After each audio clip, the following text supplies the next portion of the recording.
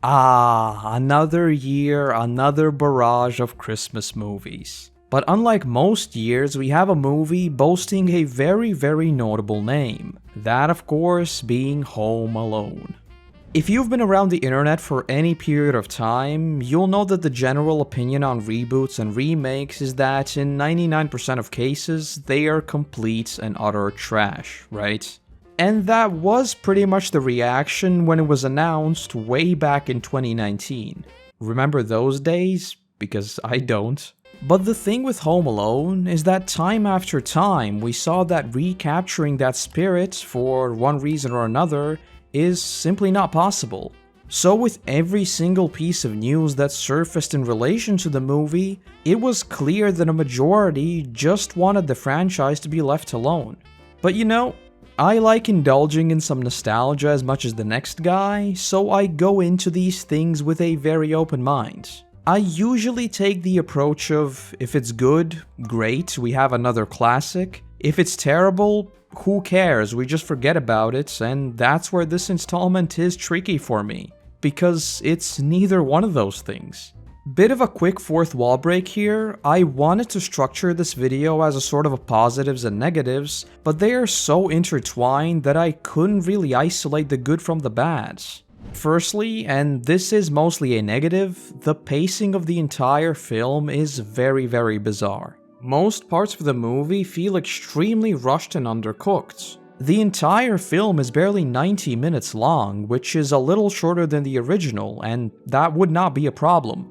But it tries to tell more stories in the shorter runtime. As a result, the whole Home Alone parts almost didn't even feel like the main plot of the movie. On top of that, I think Max didn't get nearly enough development at all. I'd go as far as to say that the most nuanced characters in the entire film were actually Jeff and his wife Pam. And still talking about the pacing issue, it felt like the movie had been cut a lot. Which brings me on to the question, if hitting those 90 minutes was so important, then why was Buzz given so much of that crucial runtime? Don't get me wrong, it most certainly gave me a big stupid smile when he said that to this day, Kevin still pulls this sort of prank on him, but broadly speaking, that was purely nostalgia bait and didn't contribute to the movie pretty much at all. I mean, they even included a fourth wall break where the characters watch a movie with the signature "I will give you 10 seconds to get out of there" dialogue, and saying, I don't get why they're trying to remake classics, they are never as good as the originals. This line alone makes it clear that they were consciously trying to break away from the original, which in many ways they did. But then why spend comparatively so much time on a mere gag, obviously meant as purely a wink at the original?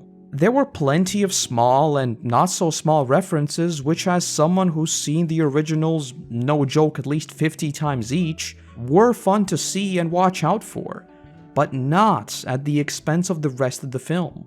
On top of that, the entire extended family, or whatever it was, basically disappears from the plot. They travel to Tokyo and that's the last we see of them.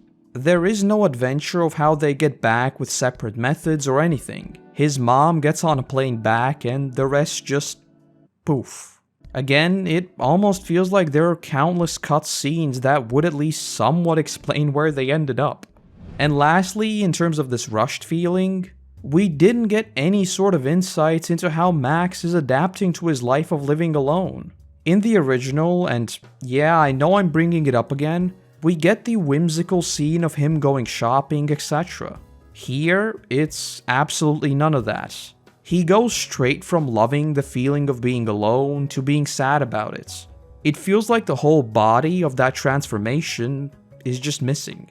So those are some very broad things, but as for the plot itself, instead of the usual robbery, it revolves around what is basically a misunderstanding. This family that is short of money learned that one of the dolls that had been passed on to them by their grandparents is worth hundreds of thousands of dollars, but due to a mix-up, believe that Max has stolen it. And so, as any normal person would, they try to steal it back. This is of course a very serious oversimplification, but you get the gist. Long story short, I do like that they try to change it up even if it was a little hit and miss. I honestly kind of like the idea of us almost rooting for both sides. In the original, it was mostly the fun factor that made seeing Harry and Marv interesting. But in this one, it is us actually being invested in their story. There is of course the argument to be made that they are literally emotionally scarring a kid here, but come on, this isn't that type of movie. So even though this whole thing is completely and utterly absurd, I do think the story was a little more complex in that sense. But again, I think it never reached its full potential due to that extremely short runtime. In the same vein, the ending feels extremely jarring. This is of course a lighthearted Christmas comedy, so scrutinizing the plot is sort of redundant, but I think there's a massive leap in logic for them to go from explaining the situation once Max's mother returns, and suddenly being very close and spending the holidays together. Once again, it felt like that conclusion that could have made sense if it was given time to breathe, didn't purely because it was so rushed. There are also some pretty glaring plot holes that you'll just have to look past, and this is honestly the primary reason why I think Home Alone simply does not work in the modern context. First off, you have the whole Max having access to a bunch of smart devices but not being able to communicate with his mother at all. Secondly, a 10-year-old not having a phone of his own just feels a bit weird. I mean, did you see their house? It's fairly extravagant for the two of them. I think having a phone and a smartwatch at least isn't out of the range of possibility, especially in the modern world where parents are a lot more aware of what their kids are up to. I mean, even when I was growing up watching the original, I remember talking to my parents about how ridiculous the plot of the original seems, as even then mobile phones were already a lot more common. Thirdly, and this is very nitpicky, I'll be honest, but their security system is the most bizarre thing I have ever seen. They turn it on before leaving, and Max is obviously unaware of this, he's asleep. But he goes into the house through the garage, which doesn't trigger it. Then he goes outside, which doesn't trigger it.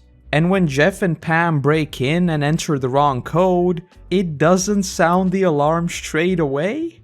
No wonder the McAllisters got robbed. This security system is just pointless.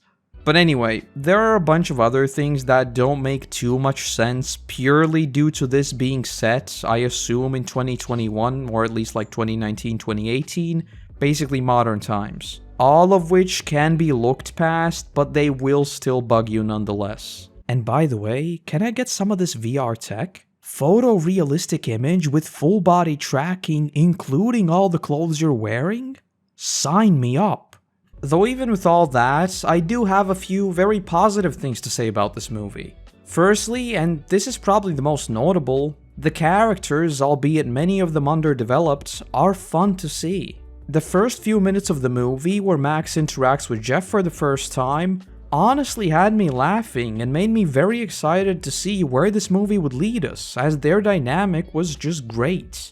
On the same note, the comedy was actually pretty good in most cases. There were plenty of small gags which never overstayed their welcome, and generally speaking, I found it quite entertaining in that sense. Small throwaway lines like, "Everybody loves pineapple on pizza, just get that," or "I'll go get some milk, and the fridge is stuffed with like 50 different types of milk, etc." were all a nice change of pace from the usual in-your-face, "hey, this is funny, you see," types of jokes that I see in many newer movies. The previously mentioned fourth wall breaks and references back to the original were also a nice touch in most cases, so all in all, it was decent.